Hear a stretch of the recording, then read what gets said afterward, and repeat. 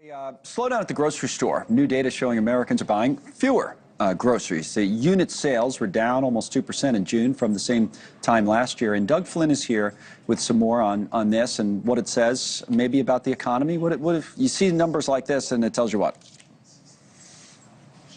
Really, it could be considered a consumer stress signal when you see that, because this has been the trend the last couple of months, a 2% drop year over year for the last couple of months.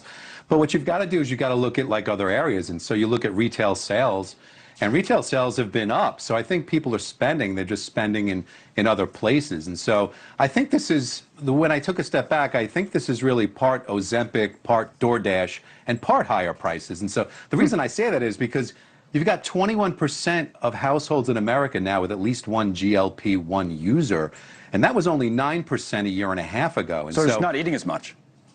Yeah, I think people are just, they're buying less snacks, less alcohol, less portion sizes. They're no impulse purchases. They just don't have that impulse purchase. So that's really lowering the amount of sales at the grocery stores, and then people are ordering more online too for convenience. And so you combine that and you look and you say, well, this doesn't really bode well for the food companies, because that they're going to, they work on thin margins and a lot of volume, and that volume is down. So I think it's a bigger trend, and I say that only because you see the people still spending in other areas. It's not across the board groceries only. Yeah, I want to talk about that a little bit. Now, in fairness, on the groceries, the other screen we have here on the telestrator is that the prices are up. But if you look at that, we already knew this. I mean, this has been an issue. Like this line here, if I just put an arrow up from when it started to increase, I mean, this is like COVID time, and then we've gone up. So it's not like that's a new story.